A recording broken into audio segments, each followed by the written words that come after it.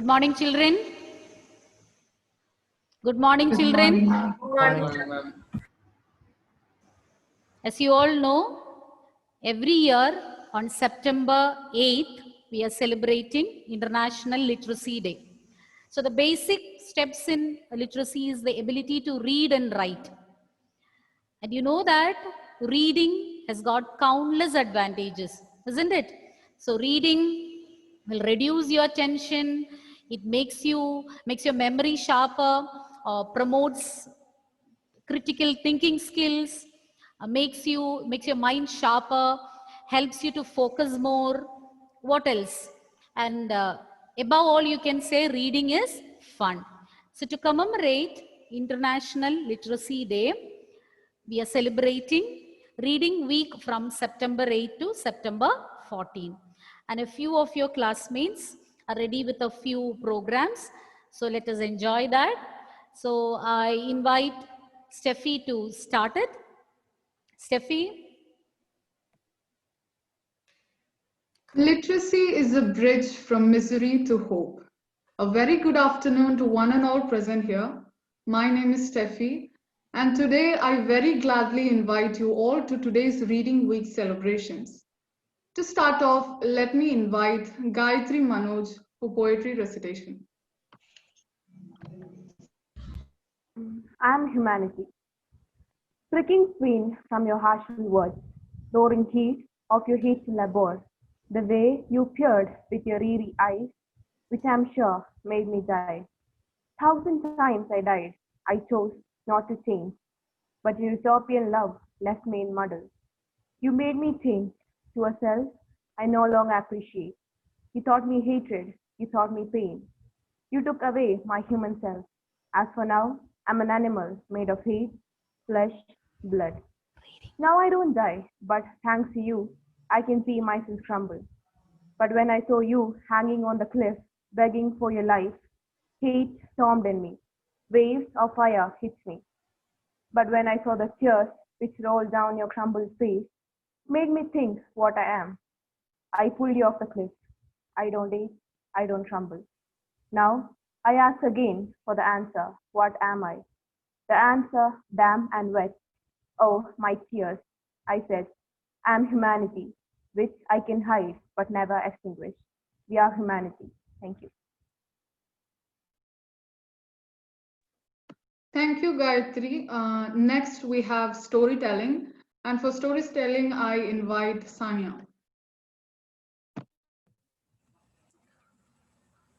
My true friend. Samaira was a girl who had no friends from childhood. She was just an average girl who had a friend because she brought biscuits to school every day as snack. She was also kind of rude and preferred being alone.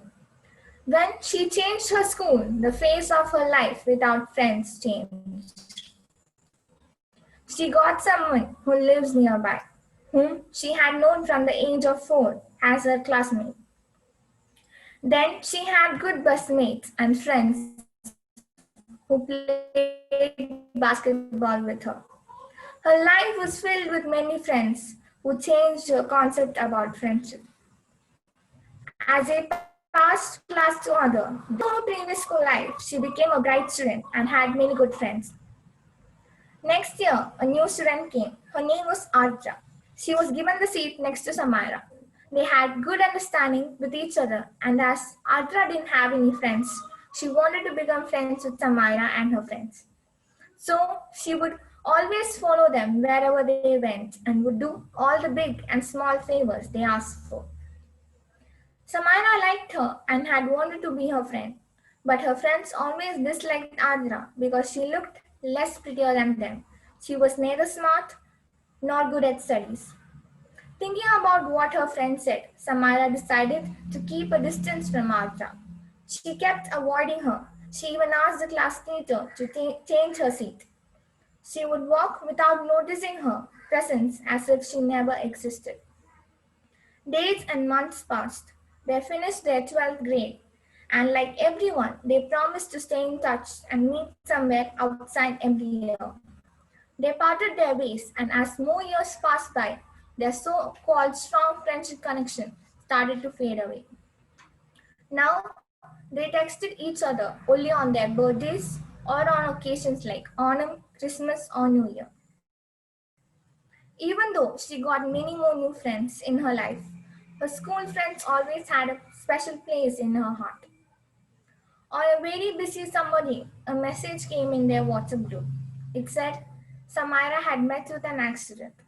Her condition was pretty serious and she would survive only for a few more hours. It mentioned that her parents were abroad and had no relatives who could visit her that day. It added that it would be great if they could spare a few hours from their busy schedule and meet her. But little did she know about her friends. A few ignored it. Some were so busy at work that they didn't even have time to see their dying friend. Some didn't want to see the emotional melodrama at the hospital, and some couldn't have cared lesser. But Samara was waiting at the hospital to see who would come first, to see who cared the most for us. Even the doctors and nurses were curious. Even after 2 hours, no one came. She consolidated herself, saying that they wouldn't have seen the message, or they were stuck in the traffic jam, or something very important came up. She kept saying this because, even for a second, she didn't want to think that her friends ignored her. It was nearly 3 hours now. She was asked to prepare for another surgery. Suddenly, the nurse came running. She said someone was searching for Samira. It was Ardra. She was surprised to see Ardra. Ardra rushed towards her and said, "You are going to make it, don't worry." They didn't speak much, but what they had to say got conveyed. The operation was a success, but she had to do a lot of rehabilitation exercises before she could walk on her own. Ardra supported Samira both mentally and physically during her recovery. Samira was grateful that she had support during her difficult time. But at the same time, she felt bad for ignoring Ardra because of her materialistic character than her inner beauty. I would like to conclude the story with two thoughts that come to my mind. A friend in need is a friend in need, and all that things that glitters are not gold. Thank you. Thank you, Sanya, for another beautiful storytelling. I invite Gayatri. The Happy Grim Reaper. Today, the sun is too bright. It lifts my heart. I sometimes wish I had a heart. No, I didn't mean that I'm cruel or heartless. It is just that I don't have a heart because I'm not a human.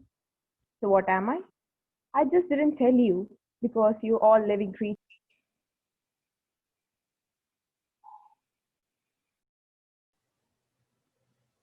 Start. I don't have a heart not because I'm heartless or cruel. It's just that I don't have because I'm not a human. So what am I? I just didn't tell you because all living creatures are afraid of me. Yes, I'm the Grim Reaper. And please, I'm not a skeleton, and I don't carry some sort of weapons, and I don't rip off your soul. Being creative, I appreciate that, but please. And again, why are you afraid of me? Because I know you too well, more than you think. And when someone knows your that unrevealed face that you hid from the whole world, automatically you'll try to avoid me. I've seen your ugliest time. Like you, I'm also trying to forget them. You just have to forget your worst story. But what about me? I have met different types of people of all colors, and they all had different stories. Some made me cry, some made me think deep into what humans are. Whenever I meet my clients, some may have a smile, very rarely though. Some ask me to send them back to finish some sort of jobs that they have left behind. Some claims the death on others. But some stories touch my heart. One of them is about the 15-year-old girl who wanted to change the world. She was in Amanthol when I met her. Though she was poor, she was rich because she was curious. She wanted to know more. She wanted to be a singer. She wanted to melt hearts with her sweet voice. And indeed, I still remember it. Her voice was as pretty as she was. But she was not in good terms with luck, I guess. Maybe that was the reason why her whole family died in a fire. When I met When I went to meet them, her mother asked me, "Please spare my daughter." And how can I ignore a mother's cry? But how can I help? I just followed the girl. But because I was too curious for the first time in my immortal life, what could a small, poor, orphan girl do in this cruel, cold world? I thought. I have to come here again pretty soon and meet her as a client, I thought. But she proved me wrong. She, being 15 years, started to work. She started to sing, do dishes, wash clothes. Years passed. Later, she met her dream as an artist. People say if you want something in your life so badly, the whole universe will fight along with you for it. But I never believed that. It was a lie, I thought, because that's what my experience taught me. People wailing for their left out dreams, their regrets, their hatred, they haunted me day and night. But now, I'm happy. I'm happy that I was wrong. I'm happy that I answered to that mother's cry. I'm happy that now I don't regret being what I am right now. I'm happy because whatever happens, it is for the best. And though I'm not a fan of humans, such stories melt my heart. Thank you. Thank you, Gayatri. A room without books is like a body without soul. So for book review, I invite Annette Anthony. Good afternoon, friends. Today I'm here to present a book review on a book which I read recently, The Kite Runner by Khaled Hosseini. The Kite Runner is a gripping and emotional tale of friendship, betrayal, and redemption, which is very finely and beautifully written. The story thrilled and moved me both at the same time. The story takes place in Afghanistan and very vividly showcases pre and post war Afghanistan. It tells us about Amir and Hassan, who are two close friends who are experts in the art of trying to win a local kite flying competition. Beyond that, the book revolves around their friendship, Amir's efforts to win his father's love, loss of innocence, betrayal, and such themes.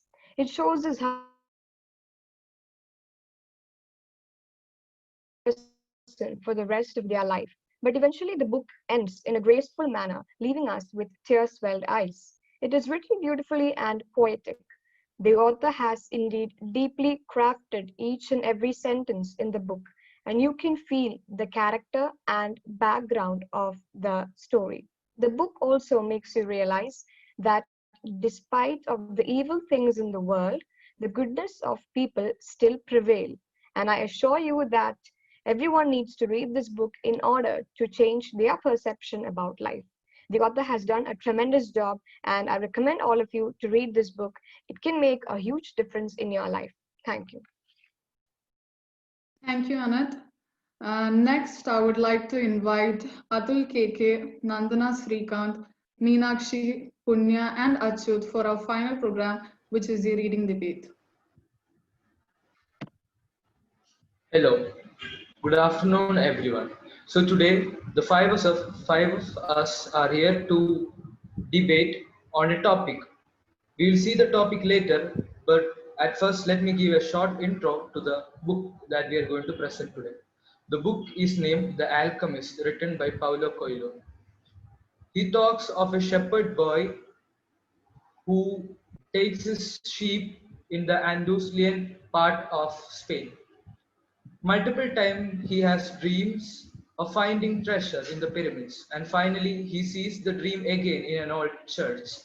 Then he meets a gypsy woman, he checks his hand and tells him the same thing.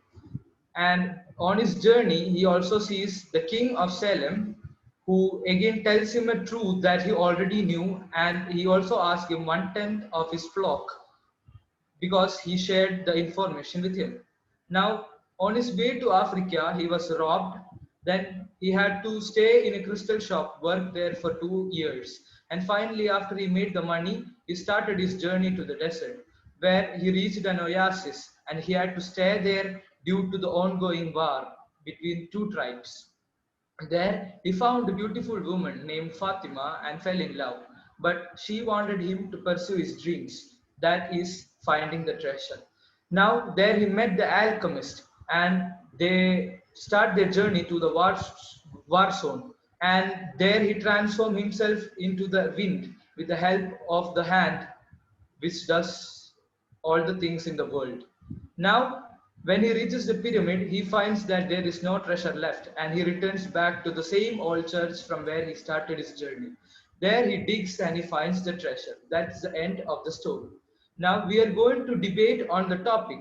Was it fair from the part of King Salem to ask 1/10 of San Diego's flock of sheep to tell him of a treasure San Diego already knew? And we have Atul and Nantana who are standing for, and we have Punya and Meenakshi who are standing against the statement. First, I request Atul to start the opening argument, and he has 5 minutes to do so. Good afternoon to all. I believe Melchizedek, the king of Salem, plays an essential role in the life of the shepherd boy Santiago. The king approaches the boy in the guise of an old man, just as he had decided to never again believe in his dream. The king's words and actions convince Santiago that his treasure truly exists and that searching for it is his personal legend. He learns from the king that to realize one's personal legend is a person's only real obligation in life. He further narrates the tale of the baker who failed to pursue his personal legend and is hence unhappy. The boy now finds himself having to choose between something he had become accustomed to, that is his comfortable life as a shepherd, and something he wanted, that is the treasure. After reflecting on the king's words, Santiago realizes that the only thing holding him back from his personal legend was indeed himself. The king asked the payment of 1/10 of his flock because he had helped Santiago make the right decision. It was the king's word that prompted the boy to look deep inside himself and take the decision to risk everything and pursue his personal legend. The king also wanted Santiago to understand that everything in life has a price and nothing comes for free. Also, by letting go of his only real responsibility in life, Santiago would be completely free and he could search for his treasure in peace.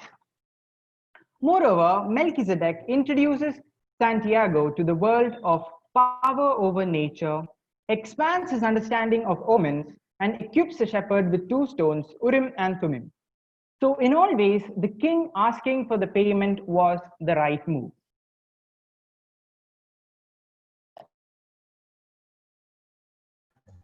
Now I invite the members of the opposition who stand opposing this topic to open the argument.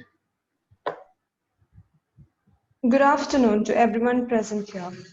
Today, me and Meenakshi are going to speak against the king of Salem, Melchizedek, as he asked wrongly for 1/10 of Santiago's flock. If he wanted to guide Santiago, why did he ask for his wealth?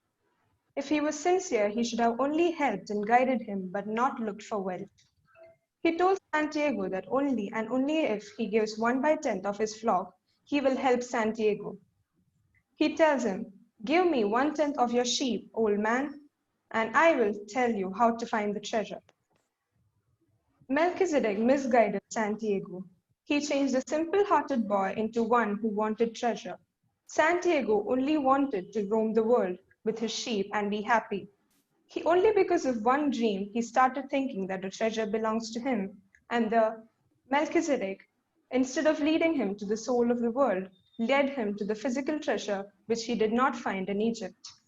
He gave him 2 magical stones, Urim and Thummim. Though this may seem as a gift, this took away Santiago's capacity to make his own decisions. He starts depending on these stones to make individual decisions which he had to do himself. Santiago believes in the right and the wrong, but now he believes in beginner's luck. Santiago says he does not believe in beginner's luck, but when Melchizedek says that this is his personal legend, he thinks to believe in beginner's luck. Instead of making Santiago understand the inner meaning of the dream, he persuades him to the physical treasure which he thinks is buried back in Egypt. Santiago does not want to promise for something which he does not have, but Melchizedek says that if you promise something you don't have, you will start working for it. Now, Melchizedek talks on both sides of a coin. These two sentences which were said by him will make this clear. First, to realize one's personal legend is a person's own obligation. This means no one has to lead you towards your treasure and you can do it yourself. And then why, if this is so, does he guide him towards a treasure if it was his own obligation? Second, when you want something, all the universe conspires you in helping to achieve it. These two sentences contradict each other and were said by the same person. This makes pretty clear that Melchizedek talks on both sides of a coin and that he has some inner intentions with Santiago. Now, Santiago is stuck between something which he has, is the sheep, and something which he wants, is the treasure. Melchizedek asks for something which he doesn't have, and this is not so convincing because it is not fair to promise for something which you don't have. Thank you.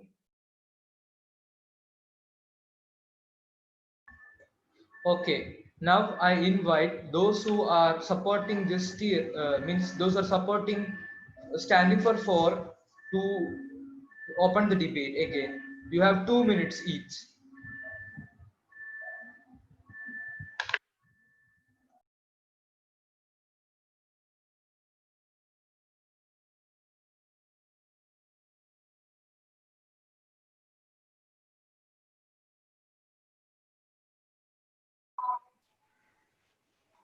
A very good afternoon to everyone, firstly. So, some of the points that I'd like to say.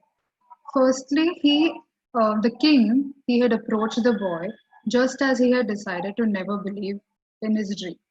After the incident with the gypsy woman, he was unhappy and he believed that he had no reason to go for his treasure. But then, as soon as the old man came into play, he realized that what he thought of his dream to be meaningless had a meaning. He realized that his recurring dream had a meaning. That is, when the king questioned him and offered to help him seek his treasure, it reassured him that his recurring dream that he constantly pushed away was not all just a make-believe, but that it had some hidden meaning. He further realized that his decision, wanting to find a meaning, that is, wanting to find a meaning of the dream, was not all wrong. And about the king's words and actions convinced Santiago that his treasure truly existed and that searching for it was his personal legend. He learns from the king that, as Punya said, he learns from the king that to realize one's personal legend is a person's real obligation, and we all need instruments to follow our dream. So the king was just playing a part as an instrument. So he had a part to play. It was not like it was only Santiago's point to prove.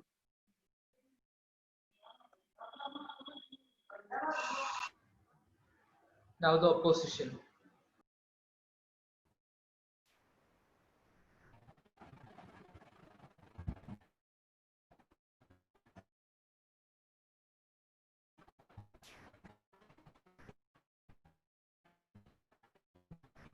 So the king gave Santiago the two stones during the war.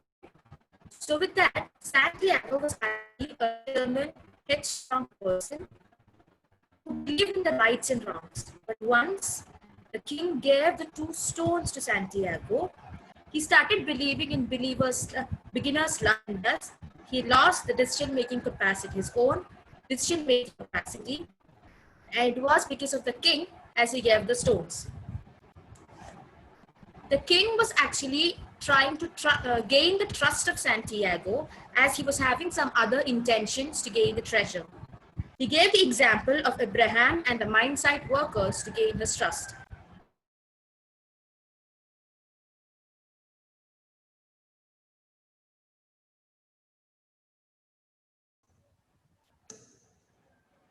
Melchizedek also had a power of reading mind of others.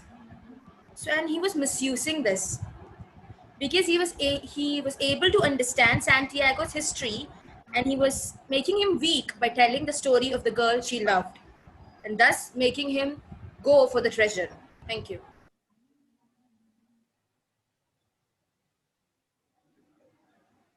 Now, someone from the 4 team. Yeah, I have a few things to say. The first one, Punya said the statement is actually incorrect. The statement is Melchizedek said to realize one's personal legend is his only real obligation, not own obligation. So, and the role of Melchizedek in this story is that he is basically a helper. He helps people who are about to give up on their dream. He gives them that small little push, which pushes them into the right direction. And the story of the miner, he uses the story to prove to Santiago that he only means to help him. Also, about the physical aspect of the treasure. Melchizedek promotes Santiago to fulfill his destiny till the end. That is, he is not asking him to stop or to just only search for the treasure. He's asking him to follow omens and then go wherever it takes you. He's not asking him to focus only on the physical aspect of the treasure. That's all I have to say.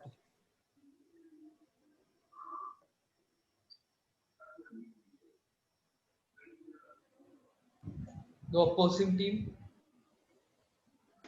Yes, about the physical treasure, if he was actually guiding Santiago, he should have guided him to the soul of the world in which he was in search of, and not the physical treasure which is in Egypt.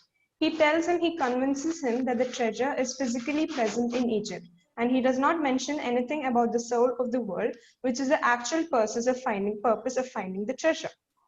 Now, Melchizedek calls himself wisdom seeker and that he is sharing his wisdom. And he does not need anyone's trust for sharing wisdom because wisdom does not need anyone's trust. And whether it is own obligation, even though he believed Melchizedek is his own reason. But I say that he found the treasure only because of a coincidence by meeting the robbers back in Egypt. If he never met the robbers and they had not convinced him to tell about why he was there, he must have never got the treasure back in Spain. Thank you. The team which is standing for.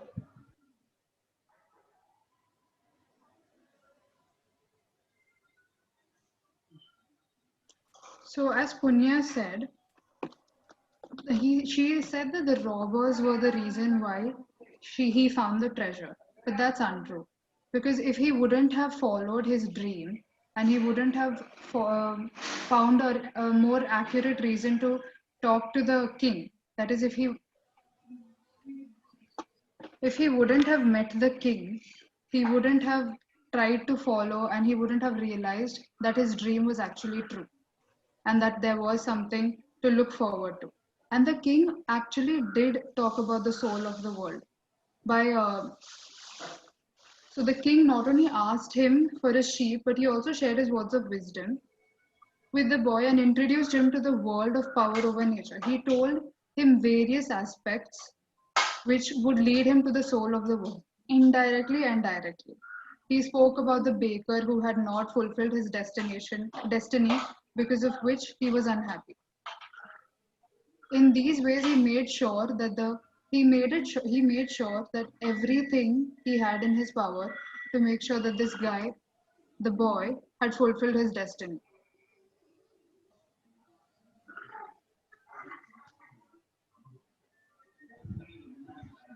For those who are opposing the statement.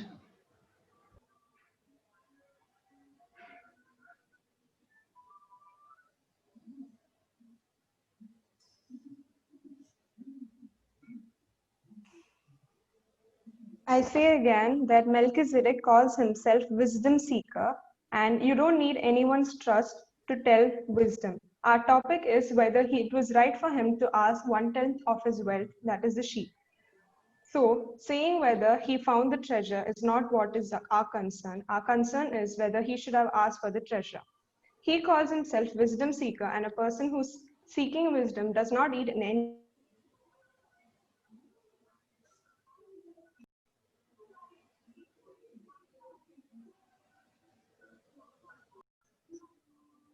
So Melchizedek calls himself wisdom seeker, And why does he need anyone to trust or their prophet to share his wisdom?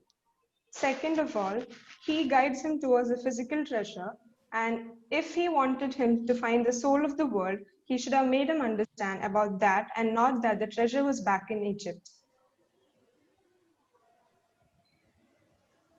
Thank you, everyone. We are coming to the conclusion part of this debate. We had a good debate where we talked about what he should have done and what he shouldn't have. Let me give you a small summary of what the two teams debated each other. The team which stood for the statement first gave the point that it was the cost that, or it was the fees that San Diego had to pay to the king. And they also show that San Diego was never misguided. He was guided in a true sense by the king. And also the team which stands against tells that when the king gifted San Diego with the two stones, he misguided San Diego. San Diego lost his decision-making powers, and they also think that the king had some other intentions in helping San Diego. Now, I come to the conclusion part, and I would like to thank all the teachers and all the people who took part in the debate, and also everyone who are viewing our debate. We celebrated this reading day this year, even though we couldn't meet physically. We will continue to celebrate reading days and so that we can gain more knowledge and more wisdom. Thank you.